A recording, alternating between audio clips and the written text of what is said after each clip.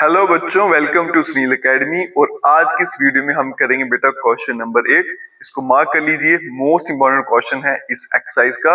और इस एक्सरसाइज से अगर एग्जाम में कोई क्वेश्चन पूछा जाता है बार बार, तो वो यही क्वेश्चन पूछा जाता है। तो चलिए बेटा सॉल्व करते हैं इस क्वेश्चन को। Non parallel side of a trapezium are equal. मेरे पास एक ट्रेपीजियम है, ट्रेपीजियम की दो साइडें पैरेलल होती हैं और दो साइडें पैरेलल नहीं होती हैं, ठीक है।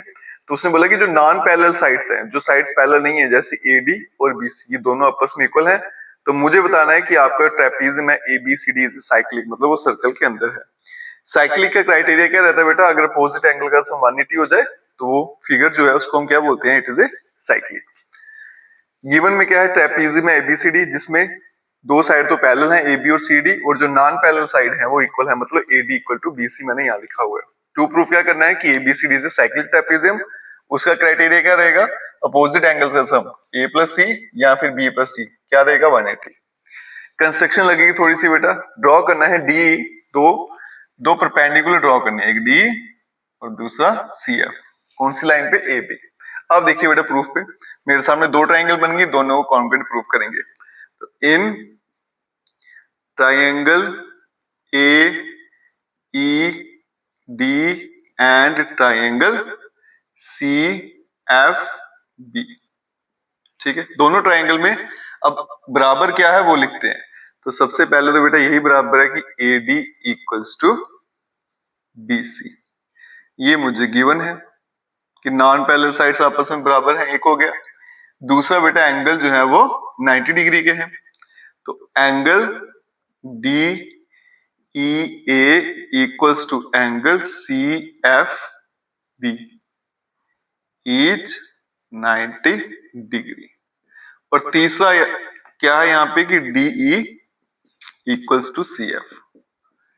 क्यों? क्योंकि distance between parallel sides, distance between parallel sides. अब यहां देखिए बेटा, ये दोनों लाइनें पैरेलल हैं, AB और CD। तो पैरेलल लाइंस के बीच में डिस्टेंस हमेशा क्या रहता है? सेम रहता है। तो इसका मतलब DE और CF भी आपस में बराबर रहेंगे। तो इस तरह से मेरा जो ट्राइंगल है AED वो हो जाएगा कॉन्ग्रुएंट ट्राइंगल CFB के। बाय क्राइटेरिया क्या लगेगा? अब बच्चों को दिखने में लगता है SAS, लेकिन बेटा SAS तो है, लेकिन यहाँ पे एंगल जो है वो 90 डिग्री यूज हुआ। तो जब भी 90 यूज हो तो RHS को पहले सोचना है। 90 यूज हुआ है, उसके सामने वाली साइड भी यूज हुई है AD, है ना? ये देखो, तो 90 भी है, सामने वाली साइड भी है, तो इसका मतलब RHS क्राइटेरिया। तो बाय RHS क्राइटेरिया हो गया कॉन्ग्रुएंट प्रूफ। तो बाय CPCT से क्या ले लेंगे? मिलेगा angle A equals to angle B। तो CPCT से क्या मिल गया कि एंगल A और B आपस में बराबर है। अगर इतना आपने कर लिया है, यहां पहुंच गए, अब आंसर लाना आसान है, 2 स्टेप में आंसर आने वाला है। अब देखो बेटा, angle A plus angle D, मैं दोनों को ऐड कर देता हूं तो आंसर कितना आएगा? 180 डिग्री।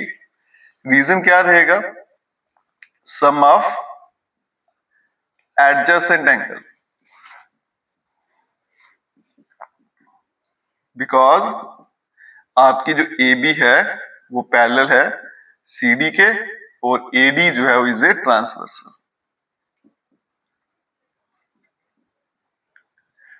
तो अगर बेटा दो लाइंस पैरेलल है, जैसे यहाँ पे AB और CD पैरेलल है, तो ये दो एंगल जो बनेंगे, जैसे यहाँ पे एंगल A और ये पूरा एंगल D, इन दोनों का सम रहेगा 180 डिग्री, जिसको सप्लीमेंट्री भी कहते हैं। क्यों बेटा? क्योंकि अगर लाइंस पैरेलल है तो जो एडजेसेंट एंगल का सम रहता है वो आपका 180 डिग्री रहता है, वो मैंने यहाँ पे लिख दिया।